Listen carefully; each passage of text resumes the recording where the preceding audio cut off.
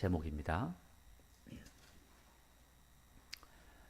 우리가 오전에 이어서 3장 또 우리 4장 말씀을 쭉 나누어 보도록 하겠습니다. 항상 하나님께서 이스라엘 백성들에게 하나님을 떠나지 말라라고 이렇게 말씀을 하시죠. 하나님을 떠나지 말라. 그럼 너희가 죽을 거야, 망할 거야, 또는 고통스러울 거야 라는 것들을 말씀하고 있습니다. 하나님을 떠나지 말라는 게 무엇인가? 하나님을 끝까지 사랑하라 라는 말씀이죠. 그런데 마치 우리가 이것을 비유로 한다면 하나님을 떠나지 않는 것이 우리에게 얼마나 좋은 것인가를 아주 간단한 비유에서 본다면, 여러분들 그 다리를 보게 되면, 다리나 아니면은 길을 보면 아무리 넓은 길이라도 제일 끝에 난간이 없으면 왠지 불안함을 느끼게 됩니다. 난간이 없으면 가다가 왠지 떨어질 것 같은 느낌이 있죠. 별것 아닌데 난간이 있으면 안전해 보이고 없으면 안전하지 않아 보인다는 거죠.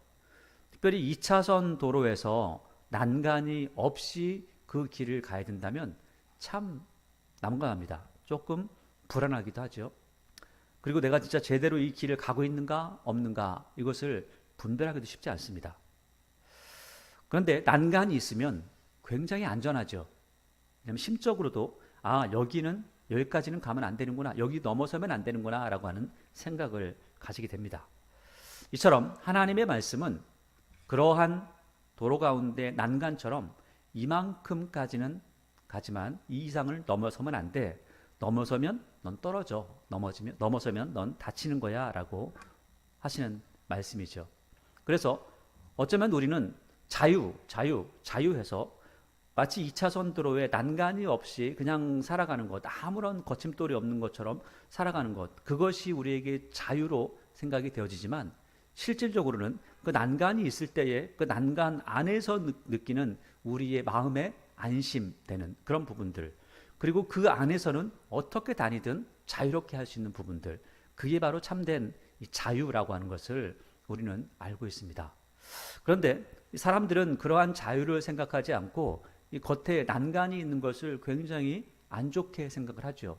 오히려 불편하게 생각을 하는 경우도 있습니다. 그것이 우리의 안전을 위해서 있는 것인데도 그렇게 생각을 하고 있는 거죠. 하나님 말씀이 바로 우리를 위해서, 첫째는 이스라엘 백성들을 향해서 굉장히 안전한 길을 끝까지 갈 것을 말씀하시지만, 이스라엘 백성들은 난간이 뭘 필요 있습니까? 다 필요 없습니다. 다 없애버리고 그 난간을 넘어서 다른 길로 가고 있다는 겁니다. 그 길이 하나님께서 기뻐하시지 않는 길, 망하는 길, 죽는 길이라고 하는 것을 이야기하죠. 그래서 그 길을 우리는 하나님께서 우리에게 말씀하신 건 생명의 길이라고 하고요. 그 난간을 넘어서 가는 길을 사망의 길이라고 하는 겁니다. 그래서 하나님께서 주신 말씀을 따라서 살아가는 그 길을 바로 생명의 길을 간다 하는 것이고, 바로 그것이 예수 그리스도를 통해 우리에게 주어진 하나님의 구원의 은총의 길이라고 하는 거죠. 오늘 예레미야서를 보게 되면 이스라엘 백성들이 얼마나 못된 짓을 했는가라는 것을 우리에게 밝혀주고 있습니다. 그러니까 지금 이스라엘 백성들에게 예레미야가 이야기를 하고 있는 것이고요. 또 그리고 지금 몇천 년이 흘렀지만 그 수천 년이 흐른 시점에서 우리는 왜 이스라엘이 망했었는가? 망한 것은 아는데 그 망한 이유는 잘 알 수가 없죠. 근데 그 망한 이유에 대해서 예레미야가 먼저 기록을 해 놓았기 때문에 우리는 이것을 보면서 이래서 망했구나. 그러면 우리가 잘 되기를 원한다면, 우리가 정말 하나님의 은혜 가운데 순탄한 길을 가기를 원한다면 예레미야가 하는 말을 잘 들어보고 그리고 그 말을 순종해서 나가면 될 것입니다. 만약에 망하고 싶다면 읽어볼 필요도 없겠지만 읽어보고도 그냥 나도 이스라엘 사람처럼 그렇게 망하고 싶어 하고 나아가면 되겠죠. 그러나 하나님 말씀을 따라서 지금 하나님 말씀 듣는 여러분들은 하나님께서 우리에게 원하시는 그 복된 길을 가시기를 원합니다. 3장 1절을 보니까 이 유다 사람들이 이렇게 나쁜 사람들이었다는 거예요. 그래서 망했다는 겁니다. 그들이 말하기를 가령 사람이 그의 아내를 버림으로 그가 그에게서 떠나 타인의 아내가 된다 하자 남편이 그를 다시 받겠느냐? 그리하면 그 땅이 크게 더러워지지 아니하겠느냐? 하느니라. 내가 많은 무리와 행음하고서도 내게로 돌아오려느냐? 여호와의 말씀이니라. 그러니까 지금 세상 윤리로 봐도 지금 남편이 있는 여자가 다른 남자와 놀아나다가 다시 남편한테 돌아올 수가 있겠느냐? 이건 윤리적으로, 아니 이거는 하나님께로 가지 않고 세상 윤리 가운데 이런 일이 있어도 받아들이기가 쉽지 않지 않냐라고 하는 거죠. 근데 이 이야기는 실제로 이야기가 언제부터 있었냐면, 여러분들이 잘 아시다시피 이 호세아서에 보게 되면, 호세아서는 호세아가 고멜이라고 하는 여자와 결혼을 하게 되죠. 근데 호세아가 고멜이라는 여자와 결혼하지만 그 결혼했음에도 불구하고 이 여자가 자꾸 다른 남자를 따라다닙니다. 그리고 또 그 남자에게 가서 살고 또 애를 가지고 태어나게 되죠. 그런 모습을 보고도 하나님께서 호세아에게 야, 너 데리고 와. 하나님 어떻게 데려옵니까? 데리고 와. 야, 나는 그래도 이스라엘 사랑해. 너도 그 사랑하는 것을 그 여자에게 보여줘. 그게 내가 이스라엘 사랑하는 것처럼 너도 고멜을 사랑함으로써 하나님의 마음을 알아야 된다라고 하시죠. 벌써 하나님께서는 그러한 일들, 지금 이렇게 하나님께서 세상 법적으로 봐도 문제가 있지 않냐 하지만 하나님은 언제부터 이러한 일들을 계속해서 겪어왔냐면 출애굽 때부터 계속해서 이 일들을 겪어오셨고, 그게 절정으로 이뤘을 때가 호세아서의 북이스라엘을 향해서 하셨던 말씀이 바로 호세아서에서 기록되어져 있는 부분이고, 이 모습과 똑같았다는 거죠.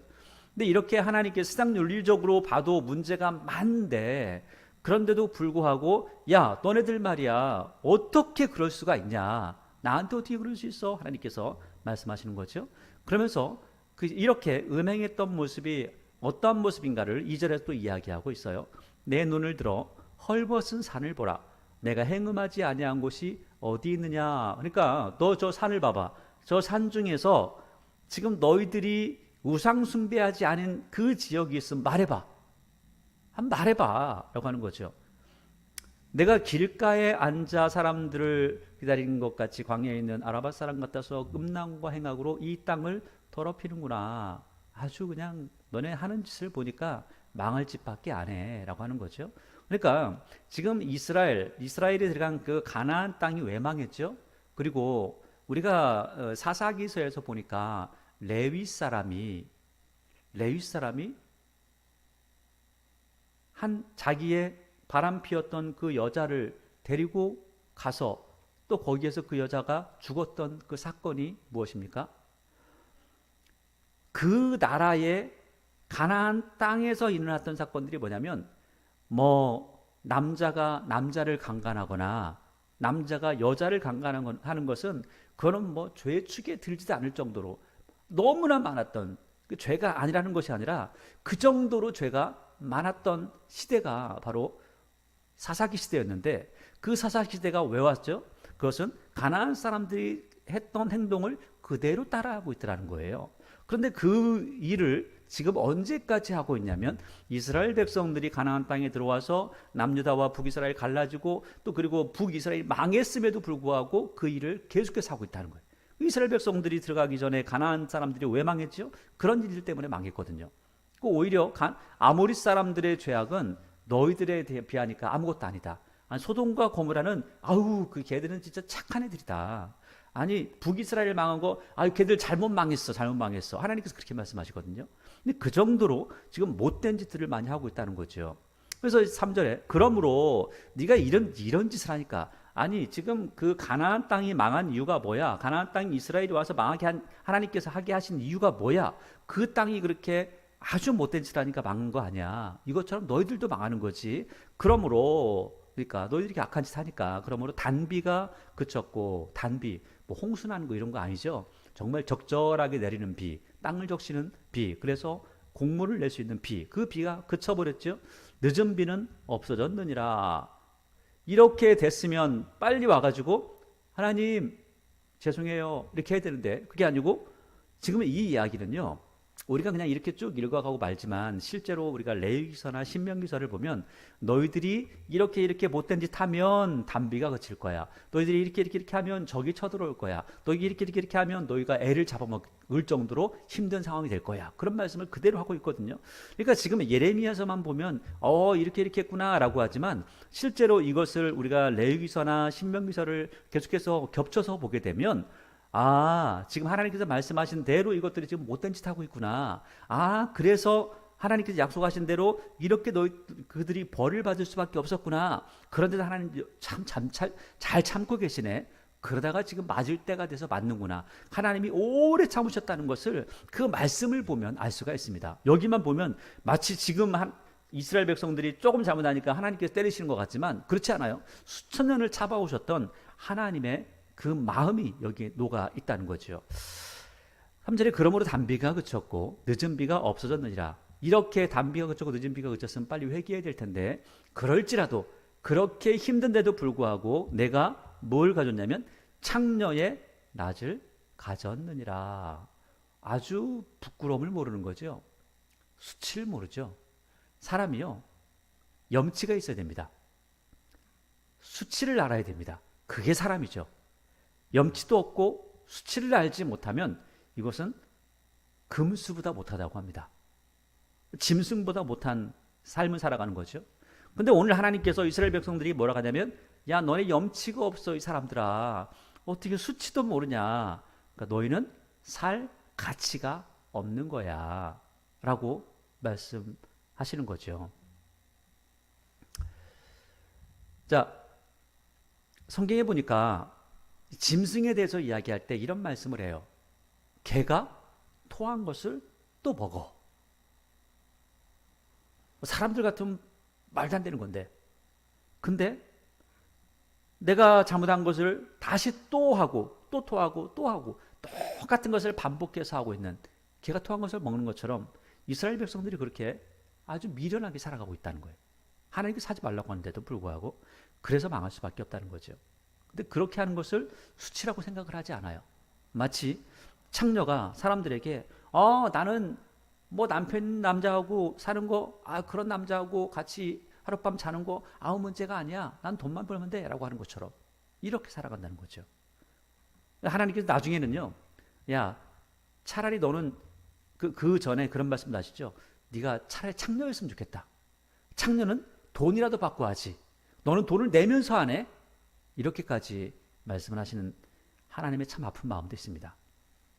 4절에 내가 이제부터는 내게 부르짖기를 나의 아버지여 아버지는 나의 청년 시절의 보호자오시며 노여움을 한없이 계속하시겠으며 끝까지 품으시겠나이까 하지 아니하겠느냐. 보라 내가 이같이 말하여도 악을 행하여 내 욕심을 이루었느니라.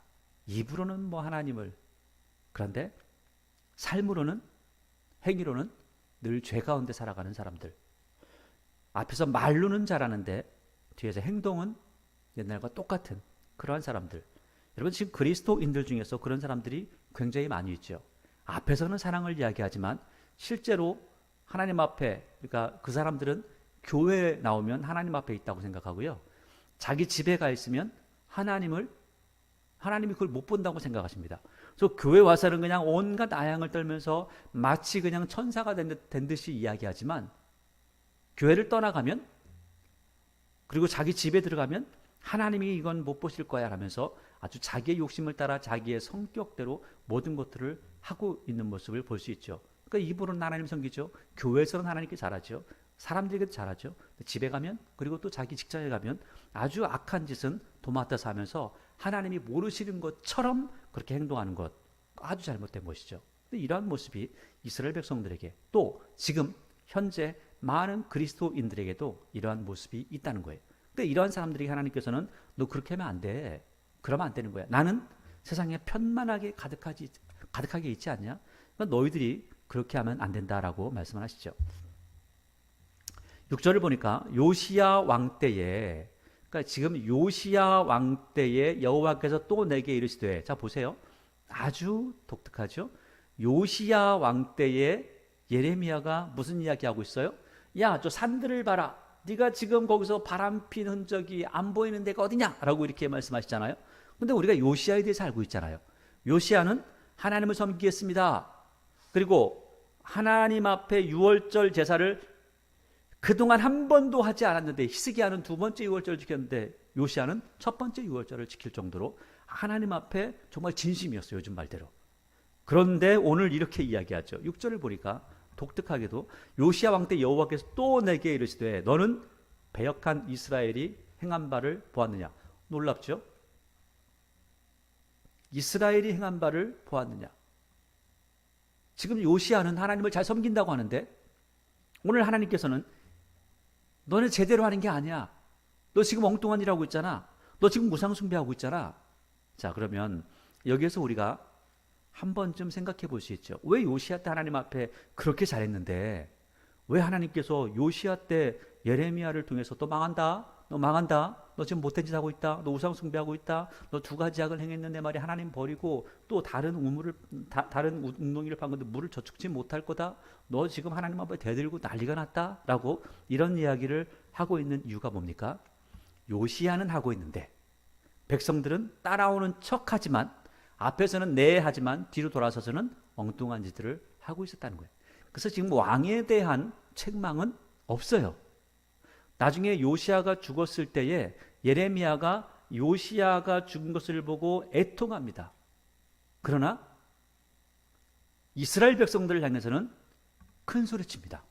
그러니까 요시야는 하나님을 섬겼지만 이스라엘의 그 역사의 물길은 하나님을 향해 가는 것이 아니라 우상 숭배하는 게 그들의 몸에 너무 배버렸다는 거죠. 그래서 6절에 그렇게 말씀하는 겁니다. 요시야 때에 여호와께서 또 내게 이르시되 너는 배역한 이스라엘이 행한 바를 보았느냐? 그가 모든 높은 산에 오르며 모든 푸른 나무 아래로 가서 거기서 행음하였느니라. 그러니까 지금 여기 요시야 때에 하나님께서 이 예레미야에게 먼저 말씀하신 게 누구냐면 북이스라엘이 망한 이유가 뭐야? 북이스라엘은 이래서 망했어 라고 하는 거죠. 뭐죠? 하나님이 아닌 다른 신을 섬기는 거죠. 그 푸른 나무 아래서, 상수리 나무 아래서 신당을 만들어 놓고 옛날에 우리나라에 성황당에 있는 것처럼 지나가다가 천하대 장군이 있으면 비나이다 비나이다 내 길을 살펴주십시오 이렇게 하는 것처럼 어떠한 모습만 보이면 어떤 사람처럼 생긴 것 대충 그렇게만 만들어 놓으면 가서 비나이다 비나이다, 돌만 쌓아놓으면 비나이다 비나이다, 또 나무만 크면 그리고 거기다가 천 쪼가리 하나 쭉 매달아 놓으면 거기다 비나이다 비나이다. 그게 바로 인간의 연약한 모습이죠. 큰 산이 있으면, 큰 바다가 있으면 용왕님께, 산신령께 빌어야 되는 것, 그것이 사람이 가지고 있는 연약함의 모습이었다는 거죠. 그래서 그 산을 가면 다른 신을 섬긴 거, 바다에 가면 용왕님 섬겨야 되고 이런 것들이 많았던 거죠. 7절에 그가 이 모든 일을 행한 후에 내게 말하기를 그가 내게로 돌아오리라 하였으나 아직도 내게로 돌아오지 아니하였고 그의 반역한 자매 유다는 그것을 보았느니라. 그러니까 지금 6장 1절을 보면 이스라엘을 이야기할 때는 뭐라고 하냐면 너는 배역한 이스라엘. 그러니까 하나님을 배반했어요. 하나님을 섬기지 않을 거예요. 다른 신을 섬길 거예요. 근데 이 정도로 했다는 거죠. 그래서 베델과 단에 송아지상을 설치하고 그것을 하나님 대신 섬겼어요. 그것을 배역한 이스라엘이라고 합니다. 그런데 7절 마지막에 보니까 유다는 뭐라고 하냐면 반역한 자매라는 거예요. 반역은 들고 일어났다는 거예요. 들고 일어나서 하나님 한번 해보자고 라고 그렇게 했다는 거죠. 그러니까 반역한 자매 유다는 그것을 보았다는 거예요. 지금 반역하고 있는 이 녀석들 봐. 그러니까 지금 나 하나님 안 섬길 거예요 빠이빠이 하고 다른 신을 찾아가는 이게 나쁜 겁니까? 아니면은 하나님 한번 해볼텨? 하면서 싸우는 게 더 나쁜 겁니까? 둘 다 나쁜데, 둘 다 하면 안 되는데 거기에서 더 나쁜 것을 한번 이야기해봐라 그러면은 하나님 한번 해볼까? 하나님 나하고 한번 싸워볼까? 이 반역한 유다가 더 못된 거죠. 근데 이 반역한 유다는 어떤 존재냐면 지금 배역했던 그 이스라엘이 망한 것을 눈으로 본 사람들이라는 거예요. 보고 나서도 하나님을 섬기지 않으면, 하나님을 버리면 망한다라는 것을 알면서도 하나님을 떠나고 있다는 거예요. 그리고 하나님하고 싸우려고 하고 있다는 거예요. 아마 그렇게 생각했는지도 모르죠. 아이고 너 그렇게 하니까 망했지. 우리처럼 하나님하고 한번 싸워봐. 그러면 하나님께서 마음을 돌이킬 수도 있잖아. 이렇게 할 수도 있었겠죠. 그런 생각을 할 수도 있었겠죠. 그래서 18절에 내게 배역한 이스라엘이 간음을 행하였으므로 내가 그를 내쫓고 그에게 이혼서까지 주었을 때 결국은 이스라엘이 망했다는 거죠. 이혼하니까 망하는 거예요. 그가 반역한 자매 달려드는 빠락빠락 아주 자매 유다가 두려워하지 아니하고 자기도 가서 행음함을 내가 보았노라. 그러니까 지금 망한 걸 보면 하지 말아야 되는데 하고 있다는 거예요. 9절 유다가 돌과 나무와 더불어 행음함을 가볍게 여기고 행음하여 이 땅을 더럽혔거늘. 돌과 나무와 더불어 행음한. 아니 돌과 나무와 더불어서 행음을 어떻게 해요? 이게 뭐예요? 우상 숭배를 했다는 거예요. 돌 갖다가 비나이다 나무가 있으면 나무 앞에 가가지고 비나이다 복을 주십시오 이렇게 했다는 거예요. 10절에 이 모든 일이 있어도 그의 반역한 자매 유다가 진심으로 내게 돌아오지 아니하고 하나님 앞에 돌아왔던 것 같아. 그죠? 하나님 앞에 찾아와서 하나님 어쩌고저쩌고 말을 한 것 같아요. 그런데 하나님께서 딱 보니까 어때요? 진심으로 돌아오지 않았어. 어떻게 돌아왔냐면 거짓으로 할 뿐이니라. 그러니까 10절 내용을 보면 이런 내용이죠. 우리가 좀 전에 다시 얘기했지만 다시 한번 이야기를 해보면 요시야 때에 요시야 외에 다른 백성들이 하나님을 섬기겠습니다. 아멘, 아멘 했지만 이 사람들이 진심으로 돌아와서 아멘 한 거예요? 거짓말로 했다는 거예요? 거짓말로 했다는 거예요. 왜 그러면 요시야 때 이렇게 하나님을 잘 섬겼다고 하는데 성경 보니까 요시야가 다 개혁을 했으니까 이렇게 잘했는데 왜 이스라엘이 왜 남유다가 망합니까?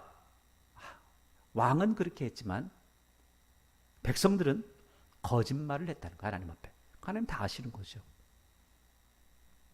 11절에 여호와께서 내게 이르시되 배역한 이스라엘은 반역한 유다보다 자신이 더 의로움을 나타냈다. 야 북이스라엘이 홀랐다. 야 남유다는 말이야 감당이 안 된다. 이거 어떻게 될지 모르겠다. 우리가 남유다가 어느 정도라고 그랬어요? 발정난 오전에 예를 들었던 것처럼 암깨 같은 그러한 모습 아니냐. 암나기 같은 존재. 12절 너는 가서 북을 향하여 이 말을 선포하여 이르라. 그러니까 지금 예레미야에게 뭐라고 하냐면 너 지금 남쪽에서 예언하는 남쪽 예언자잖아. 북쪽은 지금 다 망해버렸잖아. 벌써 다 망했는데 그리고 거기 사는 사람들의 일부는 다 다른 데로 지금 쫓겨갔지만 그 사람들에게 그래도 이 말을 좀 이야기해. 하나님 지금 답답하신 거죠. 뭐라고 해? 여호와께서 이르시되 배역한 이스라엘아 돌아오라. 나의 노한 얼굴을 너에게로 향하지 아니하리라. 나는 긍휼이 있는 자라. 너를 한없이 품지 아니하느니라. 여호와의 말씀이니라. 오직 돌아올 때 다른 거 다 필요 없어. 하나님 돌아가려니까 뭐 이거 어쩌고 하니까 13절 너는 오직 뭐예요? 내 죄를 자복하라. 그냥 진심으로만 왔으면 좋겠어. 너 그냥 거짓말하지 말고 진심만 가지고 회개했으면 좋겠어. 그러기만 하면 내가 이는 내 하나님 여호와를 배반하고 내 길로 달려 이방인에게로 달려 나아가 모든 푸르나무 아래에서 가서 내 목소리를 듣지 아니하였습니다. 여호와의 말씀이니라. 자 이제는 너 망한 거 네 눈으로 봤잖아. 그리고 이제는 하나님께서 너희를 보호하지 않으면 너는 망한다는 거 알고 있잖아. 그러니까 회개해. 그럼 내가 이제라도 너희들을 도와줄 거야 라고 하나님께서 말씀하시는 거죠. 이제 들리잖아. 14절 여호와의 말씀이니라. 배역한 자식들아 돌아오라. 나는 너희 남편임이라. 그러니까 지금 구약 성경에서는 하나님과 이스라엘을 어떻게 관계를 설정해요? 남편과 아내로 설정한다. 그래서 간음한다 계속해서 이야기를 하고 있는 거죠. 나는 너희 남편임이라. 내가 너희를 성읍에서 하나와 족속 중에서 둘을 택하여 너희를 시온으로 데려오겠고 너희들 내가 살려주고 싶은 마음이 있어. 내가 좀 너희들에게 소망이 되고 싶어. 나 너희들과 함께하고 싶어 하는 거죠. 15절 내가 또 내 마음에 합한 목자들을 너희에게 주리니 그들이 지식과 명철로 너희를 양육하리라. 이게 굉장히 중요한 내용이죠. 여러분 이스라엘 백성, 그러니까 우리가 좀 다른 모습을 먼저 본다면 한 나라가 제대로 길을 가기 위해서 여러 가지 많은 조건들이 필요합니다. 그 많은 조건들 중에서 가장 중요한 게 무엇이냐라고 한다면 올바른 지도자, 올바른 교육자가 있으면, 교육하는 사람이 있으면 그러면 나라는 바르게 갑니다. 올바르게 사람들을 인도하는 사람이 지도자가 되면 나라는 올바르게 세워질 수 있다는 거예요. 그럼 나라가 빨리 망하게 하는 방법은 뭐냐? 올바르지 않은 지도자를 세우면 나라는 빨리 망합니다. 하나님께서 이스라엘 백성들에게 이런 말씀을 하시는 거예요. 너희들에게 내가 지도자를 보낼 거야. 근데 그가 지식과 명철로 너희를 양육할 거야. 그러한 지도자가 너희에게 있을 거라는 거죠. 그 지도자들이 나중에 세워지고 그 지도자들을 통해서 결국 진정한 지도자, 목자들을 통해서 진정한 목자장을 소개하는 거죠. 누구죠? 예수 그리스도. 그분 통해서 이루어진다는 거죠. 그러니까 우리가 올바른 지도자를 만나면 나라가 잘 세워지고 개인의 삶이 풍요롭게 되는 것처럼 우리가 올바른 지도자이신 예수 그리스도를 제대로 섬기고 사랑하면 우리의 삶도 이 나라 이 민족의 운명도 더욱더 바르게 세워질 것을 말씀하고 있는 거죠. 그러면서 16절을 보니까 하나님께서 하나님 마음에 있는 말씀을 한 가지 하세요. 자, 이스라엘 백성들이 범한 죄 중에 한 가지가 있어요. 그게 뭐냐면 히스기야 때에 있었던 일인데, 히스기야 때에 루스단이라고 하는 것을 깨트려 버립니다. 그게 뭐냐면 놋으로 뱀을 만들게 되죠. 근데 놋으로 뱀을 만들고 그리고 사람들에게 불뱀이 물려가지고 다 죽어갈 때, 야, 놋뱀을 매달았으니까 그걸 쳐다봐라. 쳐다보는 사람은 살 것이고 쳐다보지 않으면 죽을 거야 라고 하죠. 그런데 놀랍게도 그 놋뱀이 언제까지 있었냐면 히스기야 때까지 있었다는 거예요. 히스기야 때까지 있으니까 사람들이 어떻게 생각하냐면, 야, 옛날에 말이야, 저 놋뱀이 사람을 살렸대. 놋뱀을 보면 그러면 사람들이 살았대. 이 역사적으로 이게 인증된 거야. 완전히 검증이 된 거야. 그러니까 지금도 놋뱀을 우리가 보게 되면 우리가 살게 될 거야 라고 하는 헛된 믿음을 갖게 된 거죠. 그래서 히스기야 때에도 사람들이 놋뱀을 보려고 몰려들어서 보는 겁니다. 그래서 히스기야가 없애버리죠. 마찬가지예요. 그러면 그 놋뱀을 없앨 때 사람들이 얼마나 많이 원망을 했을까요? 저거 보면 우리 병 나을 건데 하면서. 근데 병 낫지 않죠. 왜? 그때 불순종해서 불뱀들이 물어서 그 불뱀에 물린 그 사람들이 보면 이라고 하는 그때를 말했던 건데, 몇백 년 지나서 그게 효과가 있습니까? 아니에요. 그런데 오늘 16절을 보니까 사람들이 이런 생각을 가지고 있다는 거예요. 이스라엘 백성들이 전쟁을 하면 꼭 뭘 들고 나가죠? 여호와의 언약궤를 들고 나가는 거예요. 법궤를 들고 나가는 거죠. 왜? 하나님께서 우리와 함께 하신다. 법궤를 들고 나가야지만이 하나님께서 우리와 함께 하신다라고 하는 생각을 가지고 있는 거예요. 굉장히 초보적인 신앙이죠. 근데 법궤를 들고 나간데도 불구하고 전쟁에서 이겨져요? 집니다. 왜 지죠? 이해가 안 되는 거죠. 하나님 법궤가 내 옆에 있는데 왜 지는 거야? 내가 성경책 들고 다니는데 왜 사고가 나는 거야? 똑같은 거죠. 그래서 오늘 16절에 그런 말씀 하시는 거예요. 여호와의 말씀이니라. 너희가 이 땅에서 번성하여 많아질 때에는 사람들이 여호와의 언약궤를 다시는 말하지 아니할 것이요. 아마 사람들이 언약궤를 보고 싶어 했을 거예요. 어차피 열어서 보지는 못하지만 겉모습이라도 보고 싶어 했을 거예요. 왜? 굉장히 영광스럽잖아요. 와, 이게 언약궤였어? 이게 하나님께서 모세를 통해서 주신 거였어? 보고 싶었겠죠. 사실 우리도 보고 싶잖아요. 그러나 그게 하나님께서 주신 그 언약궤, 처음의 언약궤를 보고 싶어서 보는 것과 그 안에 신비한 능력이 있을 거라고 하면서 보는 것과는 다른 부분이죠. 하나님께서 처음에 어떻게 은혜를 베푸셨는가, 그것을 기억하기 위해서 그 언약궤를 보는 것과 그 언약궤를 보면 무슨 뭔가 병이 나을 거야 라고 하는 그런 미신적인 신앙을 가지고 보는 건 다른 부분이라는 거죠. 이 언약궤를 가지고 가면 전쟁에 이길 거야 라고 하는 그러한 생각을 가진 것, 잘못된 생각이죠. 근데 이때에도 사람들이 이런 생각을 가지고 있는 거예요.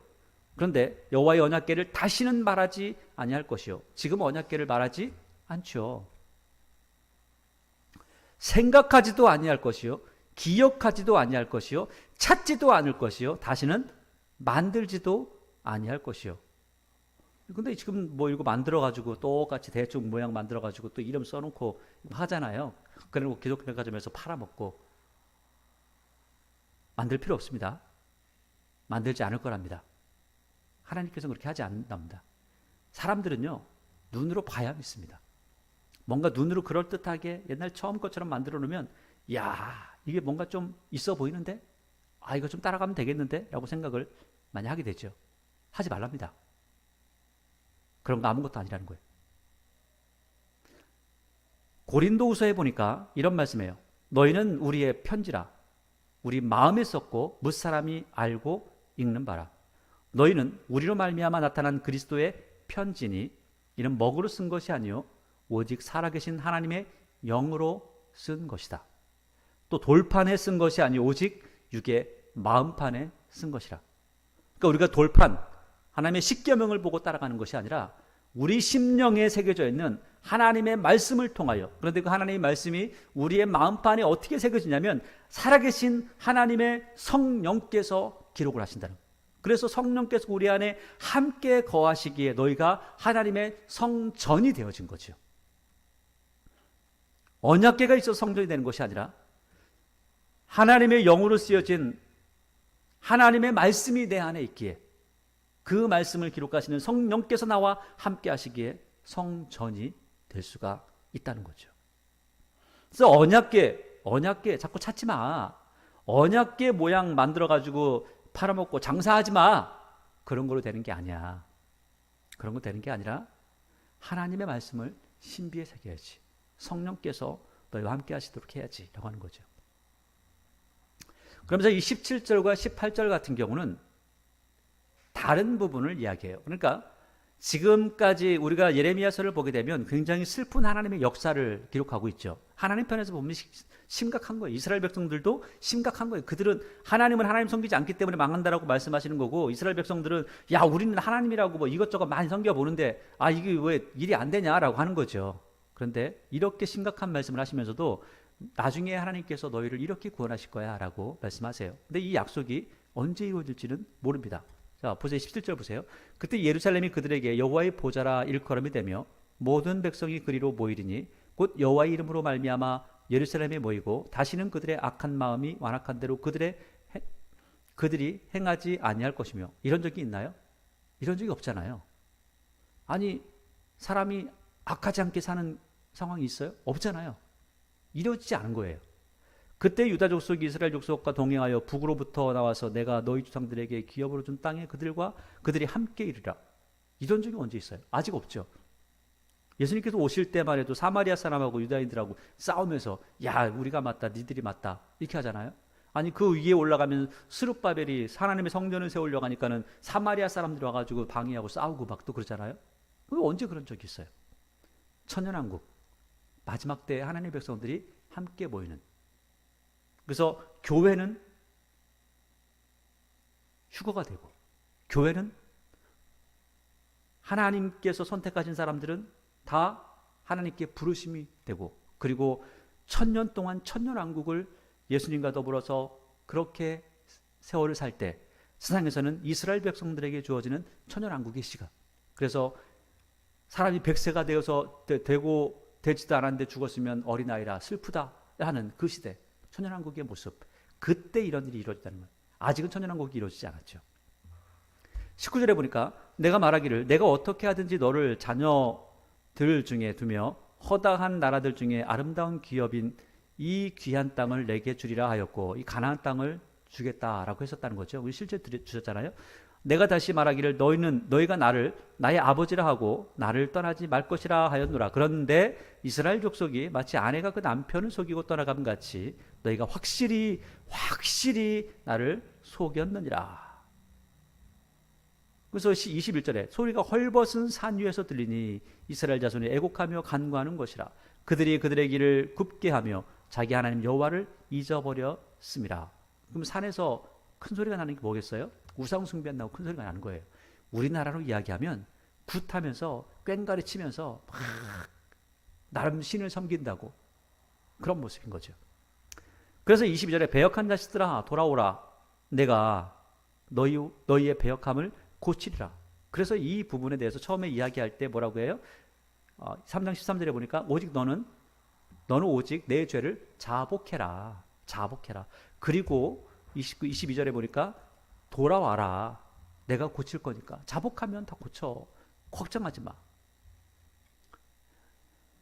그래서 보소서 우리가 주께 왔사오니 주는 우리 하나님 여호와이심이니이다. 선지자는 하나님 앞에 다가가고 싶죠. 사람들은 안 따라오지만 선지자는 가고 싶죠. 그렇게 이야기하는 거죠. 작은 산들과 큰 산 위에 떠드는 것은 참으로 헛된 일입니다. 이스라엘의 구원은 진실로 우리 하나님 여호와께 있습니다. 하나님 저 알아요 하나님. 부끄러운 그것이 우리가 청년의 때로부터 우리 조상들의 산업인 양떼와 소떼와 아들들과 딸들을 삼켰습니다. 왜 이게 무슨 말이냐면 부끄러운 것이라는 것은 다른 신들을 섬기는 것을 부끄러운 것, 그것이 얘기하죠. 근데 왜 청년의 때로부터 우리 조상들의 산업인 양떼와 소떼를 삼켰어요? 쓸데없는 짓 하느라고 그 제물로 갖다 다 바쳐가지고 다 없어졌다는 거, 제물로. 그게 하나님 앞에 드리고 하나님을 섬기는 거였다면 이게 하나님께서 주신 은혜와 사랑을 누리고 또 하나님을 사랑하는 마음을 우리가 고백하는 시간이 됐을 텐데, 거룩한 것이 제물이 됐을 텐데, 거룩한 것이 아니라 그 제물을 소비해서 결국은 엉뚱한 헛된 것에게 아무것도 받을 수 없는 존재에게, 하나님의 마음을 아프게 하는 존재에게 이렇게 했다는 거예요. 그래서 이것이 바로 삼켰다, 소비했다, 없어졌다 하는 거죠. 우리는 수치 중에 늦겠고 우리의 치욕이 우리를 덮을 것인지 이는 우리와 우리 조상들이 청년의 때로부터 오늘까지 우리 하나님 여호와께 범죄하여 우리 하나님 여호와의 목소리에 순종하지 아니하였음이니이다. 그러니까 지금 이스라엘 백성들이 지금 선지자인 예레미야가 보아도 하나님, 저 하나님 앞에 오는 거 맞아요. 하나님 이거 잘못한 거 맞아요. 막 하면서 보니까 우리가 참 못된 짓 많이 했습니다. 그러니까 선지자도 아는 거죠. 하나님 앞에 이렇게 이야기하지만 그럼에도 불구하고 이스라엘 백성들을 보니까 참 못됐습니다 라고 하는 거죠. 4장 1절을 보니까 하나님께서 하나님 마음속에 있는 말씀을 하세요. 하나님께서 4장 1절을 이렇게 말씀하죠. 여호와께서 이르시되 이스라엘아 내가 뭐 하려거든? 돌아오려거든 내게로 돌아오라.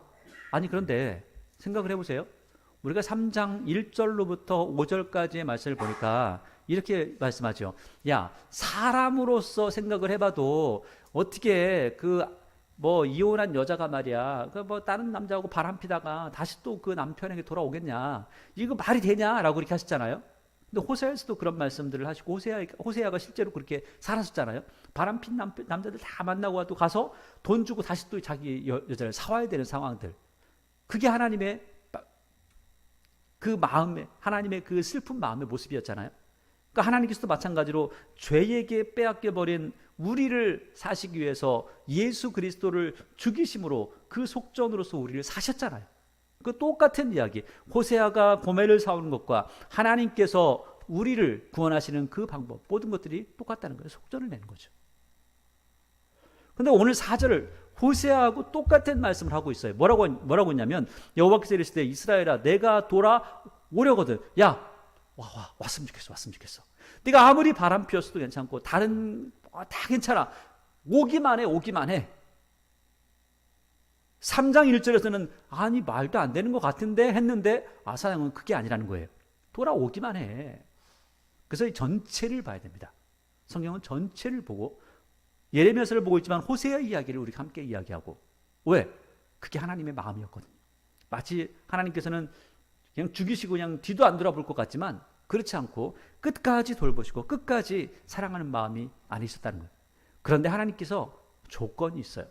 뭐뭐 하려거든, 만일 뭐뭐 하려면 이라는 거, 조건이죠. 그냥 하나님 잘못했어요 라고 그리고 오면 되는 게 아니라는 거예요. 왜? 요시야 때, 지금 요시야 시대이잖아요. 요시야 시대 요시야는 하나님을 섬긴다고 하지만 이스라엘 백성들은 어떻죠? 이스라엘 백성들은 하나님을 섬기지 않았잖아요. 앞에서는 섬깁니다. 근데 진실하게 섬기지 않았다고 하는 거죠. 그래서 하나님께서 말씀하시는 거예요. 지금처럼 하면 안 돼. 오려거든 내게로 돌아와. 첫째는 하나님께로 돌아와야 돼. 바알에게 가면 안 돼요. 아세라 안 돼요. 뭐 금오스 안 돼요. 그런 신들에게 따라가 만든다는 거예요. 그리고 내가 만일 나의 목전에서 가증한 것들을 버려 돌아오되 뭘 해야 되냐면 첫째 하나님께 돌아가야 되고 둘째는 가증한 것들을 버려 우상을 버려야지. 또 뭐 해야 돼요?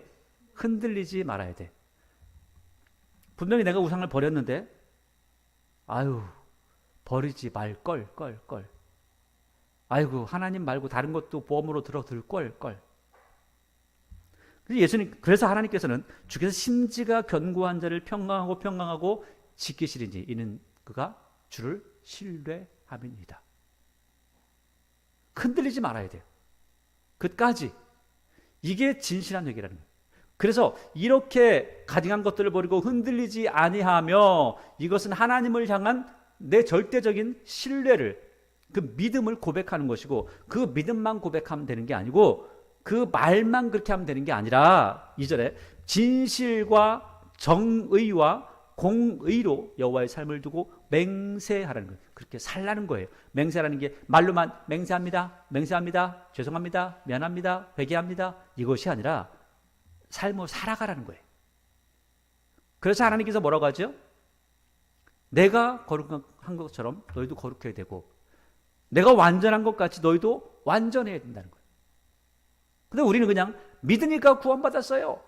그렇게 하지만 그게 아니라 내가 완전한 것처럼 너희도 완전하라. 내가 거룩하니 너희도 거룩하라. 이제 다시 2절 진실과 정의와 공의로 여호와의 삶을 두고 맹세하면 말로만 하는 게 아니에요. 맹세하라고 하니까 그냥 맹세하면 이렇게 하니까 또 이렇게 실제로 사람들이 들었어요. 가지고 맹세하면 나도 맹세합니다. 그러니까 하나님께 나중에 예수님께서 오셔서 뭐라고 그래요? 맹세하지 마. 맹세하고 지키는 게 아무것도 없어. 맹세하지 마. 나라들이 나로 말미암아 스스로 복을 빌며 나로 말미암아 자랑하게 될 거야. 여호와께서 유다와 예루살렘 사람에게 이와 같이 이르노라. 너희 묵은 땅을 갈고 가시덤불에 파종하지 말라. 가시덤불에 파종하면 안 되죠. 풀밭에다가 파종해도 안 돼요. 곡식은 자라지 않습니다. 묵은 땅에다가 그냥 씨를 뿌려놓으면 자라지 않습니다. 뿌리가 들어가지 않죠. 그래서 묵은 땅을 기경하라.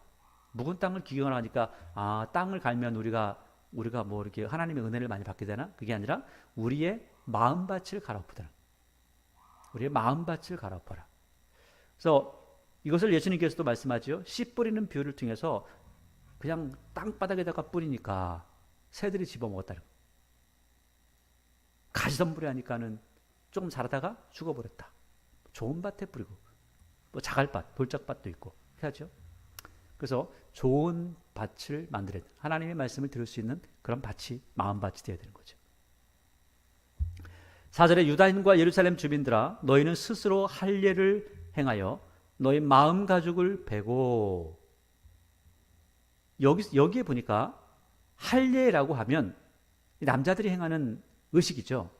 그런데 여기에서 할례를 이야기하면서 바꿔버렸어요. 의미를. 그러니까 아브라함이 이삭이 야곱에게 했던 그런 할례가 아니라 마음의 가죽을 베버리라는 거예요. 그러니까 마음의 가죽을 베버리고 그러니까 앞에 있는 단단한 것들을 없애버리고 하나님의 말씀을 받을 수 있도록 하라는 거예요. 그래서 할례의 의미가 바뀌어버리는 거죠. 육체적인 할례가 아니라 어떻게 해요? 마음의 할례를 받으라는 거예요. 그러니까 제발 마음 깊은 곳에 하나님의 말씀을 제대로 새기고 하나님 말씀으로서 살아가기를 원하시는 거죠. 그래서 마음의 가죽을 내 마음 가죽을 베고 나 여호와께 속하라. 그리하지 아니하면 하나님께 속하지 아니하면 하나님께 앞에 속할 때에도 마음 가죽을 베고 좀 겸손하게 그러면 그렇지 아니하면 하나님께 속하지 아니하면 너희 악행으로 말미암아 나의 분노가 불같이 일어나 사르니 그것을 끌 자가 없을 것이다. 이 하나님께서 이 악행에 대한 불이 일어나는 것을 아가서에서 말씀을 하고 있죠. 사랑, 분노. 사랑도 끌 자가 없고 분노도 끌 자가 없는 것처럼 하나님께서 끌 수 없는, 사람들은 끌 수 없는 하나님의 진노로서 모든 것들을 망가뜨린다. 그래서 하나님께서 마지막 때에는 뭘 준다고요? 사람들에게 잔을 돌린대요. 마지막 때 잔을 돌려요. 그 잔이 뭐죠? 진노의 포도주다. 마시는 자마다 죽는, 마시는 자마다 취하고 죽는지 모르게 죽어버리는 진노의 포도잔을 이야기하죠. 그래서 마지막 때에 진노의 잔이 하늘에서부터 쏟아지면서 이 세상이 망가질 것을 요한계시록은 말씀을 하고 있습니다. 여러분, 진노의 포도잔이 이 구약에서만 나오는 것이 아니라 나중에 요한계시록까지도 이어지는 것을 보여주고 있죠. 5절에 너희는 유다에 선포하며 예루살렘에 공포하여 이르기를 이 땅에서 나팔을 불라 하며 또 크게 외쳐 이르기를 너희는 모이라 우리가 견고한 성으로 들어가자 하고 시온을 향하여 깃발을 세우라 도피하라 지체하지 말라 내가 북방에서 재난과 큰 멸망을 가져오리라. 사자가 그 숲에서 올라왔으며 나라들을 멸하는 자가 나와왔을 때 내 땅을 황폐하게 하려고 이미 그 처소를 떠났은즉 내 성읍들이 황폐하여 주민이 없게 될 거야. 지금 5절부터 이 7절까지의 말씀은 하나님께서 말씀하시는 거예요. 너 지금 스스로 할 일을 행하지 않고 매일마다 이렇게 못된 짓만 하네. 하나님을 섬기지 않네. 그러니까 너 이제 망할 수밖에 없어. 하나님의 분노를 꺼트릴 수가 없구나.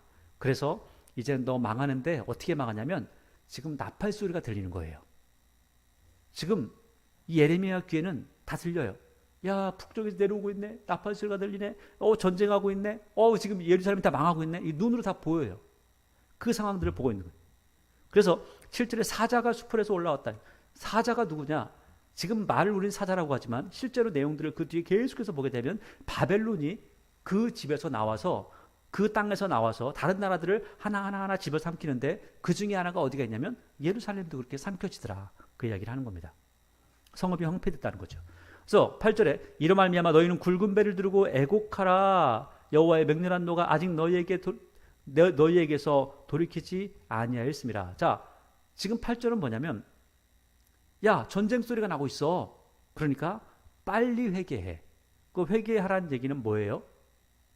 하나님께서 너 보호하고 싶은 마음이 있어. 회개하라는 거죠. 그래서 4장 1절부터 이야기하는 거잖아요. 돌아오려거든 하나님께 돌아와. 가증한 것을 버려.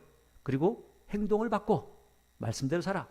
그러면 하나님께서 너희들을 돌봐주실 거야. 그래서 8절도 다시 한번 얘기하는 거죠. 빨리 회개해. 빨리 회개해. 시간이 얼마 남지 않았어. 빨리 회개해. 그런데 회개하지 않는 거죠. 9절에 여호와의 말씀이니라 그 날에 왕과 지도자들은 낙심할 것이며 제사장들은 놀랄 것이며 선지자들도 깜짝 놀랄 거야. 지금 그날이라는 게 뭐예요? 바벨론이 쳐들어와서 망하게 하는 그 날이면 다 깜짝 놀랄 거야. 다 깜짝 놀랄 거야. 가만 있어봐. 하나님께서 여기 보호하는 땅 아니었어? 아니 여기 다른 나라들이 쳐들어오지 못하는 땅 아니었어? 옛날에는 다윗이 아주 더 확장했던 땅 아니었어? 아니 솔로몬 때도 굉장히 평강이 있는 땅 아니었어? 그런데 왜 갑자기 망하는 거야? 왜 망하는 거야? 하면서 깜짝 놀라는 거죠. 그래서 10절에 예레미야가 하나님 앞에 여쭤봐요. 내가 이르되 슬프다소이다. 주 여호와여 주께서 진실로 이 백성과 예루살렘을 크게 속이던 나이다. 이르시기를 너에게 평강이 있으리라 하시더니 칼이 생명에 이르렀나이다. 그러니까 지금 예레미야가 무슨 얘기를 하냐면 지금 오늘 여기에 그 관주에 보면 3 써 있잖아요. 10번에 밑에 보면 여기가 그들이 말하기를 이라고 그래요. 그러니까 내가 말하든 예레미야가 말을 하든 이스라엘 백성들이 말을 하든 지금 누군가가 뭔가를 얘기했다는 거예요. 뭘 얘기했냐면 야 너희들에게 평강이 있을 거야. 평강이 있을 거야. 이렇게 얘기했죠. 나중에 우리가 이제 이 4장을 넘어서 쭉 가게 되면 너희가 평강하다 하나 평강이 없도다. 이렇게 해요. 그러니까 평강하다 누군가는 계속해서 이야기를 하고 있다는 거예요. 누가 얘기하냐면 거짓 선지자들이 계속해서 이야기하기를 평강하다 이렇게 이야기를 하는 거죠. 그래서 이것을 예레미야도 들었어요. 그리고 그리고 사람들도 들었어요. 그래서 사람들이 뭐라고 하냐면, 아니 우리 평강하다며, 하나님께서 우리에게 평강을 주셨다며, 그런데 왜 우리가 지금 망하고 있는 거야 하면서 하나님께서 우리를 속이는 거야, 하나님 거짓말하네 라고 이렇게 이야기하는 거죠. 그래서 오늘 예레미야가 얘기하는 거예요. 하나님께서 우리 속인 거 맞네요. 평강하다면서요. 하니까 하나님께서 뭐라고 하세요? 야, 나는 평강을 말한 적이 없어. 지금 평강을 말한 사람들은 누가 얘기하는 거냐면 우상 숭배하는 사람들이 그렇게 말하는 거야. 다른 신 섬기는 사람들이 그렇게 하는 거야. 이렇게 말씀하시고, 나는 너희에게 뭘 말했냐면 너희는 망할 거야. 그리고 우리가 이제 예레미야서 여기서 지금 우리 4장을 보고 있지만 25장 이후로 넘어가게 되면 너희들 망해서 70년 동안 돌아오지도 못해. 이렇게까지 말씀하세요. 정확한 시간까지 이야기하면서 너희들 70년이 차야지만이 돌아올 수가 있어. 그러니까 지금 너희들 뭐 잘 된다 뭐 한다? 아니, 다 거짓말이야. 하나님 말씀 들어야지. 하나님 말씀 듣지 않으니까 망할 수밖에 없는 거지 라고 말씀을 하고 있죠. 오늘 4장 1절에서 4절까지의 말씀, 아주 중요한 말씀이죠. 하나님 앞에 돌아오면 생명이 있습니다. 예수 그리스도 안에 생명이 있습니다. 예수 그리스도 안에 길이 있습니다. 그래서 예수님께서 말씀하시기를 나는 길이요 진리요 생명이다 라고 말씀하고 있죠. 예수님 그분을 따라가면 우리에게는 소망이 있습니다. 오늘 구약시대 예레미야는 하나님 앞에 돌아오면 너희들에게 소망이 있어 라고 말씀하고 있죠. 우리도 마찬가지죠. 예수 그리스도 이름 앞에 무릎 꿇으면 하나님의 은혜 안에 하나님의 구원의 은총이 우리에게 넘치게 될 겁니다. 오늘 예레미야서를 보면서 이스라엘 백성들이 못된 짓 했네 라고 하지만 여러분 우리의 삶을 돌아보십시오. 우리의 모습은 어떠합니까? 혹시 예레미야 시대의 이스라엘 백성들보다 더 못된 모습으로 서 있는 것은 아닌지. 그래서 사도 바울은 항상 편지를 쓰면서 그런 이야기하죠. 너희 자신의 믿음을 뒤돌아보고 너희 자신의 믿음을 확증하라. 정말 좋은 믿음을 가지고 있는지, 정말 하나님을 잘 섬기고 있는지 너희 스스로 돌아볼 줄 알아야지. 너희 스스로 돌아보지 못하면 미련한 거야. 절구에 머리통을 찧어도 그 미련함이 벗겨지지 않는 거지. 그러나 우리 스스로 돌아보고 내 삶이 하나님 말씀에서 무엇이 비껴갔는가, 어떻게 잘못 살고 있는가 돌아볼 수 있다면 그 사람은 지혜로운 사람이 될 것입니다. 예수 그리스도를 따르는 삶이 되게 될 것입니다. 오늘 예레미야가 울면서 설교하죠. 예레미야조차도 사람들이 하는 좋은 말들, 평강하다는 말을 듣기를 원합니다. 믿기를 원합니다. 그렇지만 하나님의 말씀이 아닌 것을 듣고 믿어봐야 결국 그것은 공허한 것이라는 것을 오늘 예레미야는 다시 한번 우리에게 말씀하고 있습니다. 오늘 예레미야가 선포하는 것처럼 항상 하나님 앞에 돌아가는, 하나님 말씀 안에 세워지는, 그래서 하나님 앞에 나아갈 때 오직 다른 신이 아니라 하나님 앞에, 첫째는 하나님 앞에, 또 나아갈 때는 흔들지 않는 신앙으로 모든 잘못된 것을 버리고 우리의 삶을 통해서 하나님 살아계심을 보여줄 수 있는 그러한 모습이 될 때 하나님께서는 그를 돌보신다고 약속하신 것처럼 우리에게도 똑같이 약속하고 계십니다. 항상 하나님의 그 은혜의 말씀 안에서 든든하게 세워지는 여러분의 모습이 되기를 원하고, 또한 그 말씀의 능력이 여러분의 삶 가운데 흘러 넘치는 은혜를 체험하시기를 원합니다. 기도하겠습니다.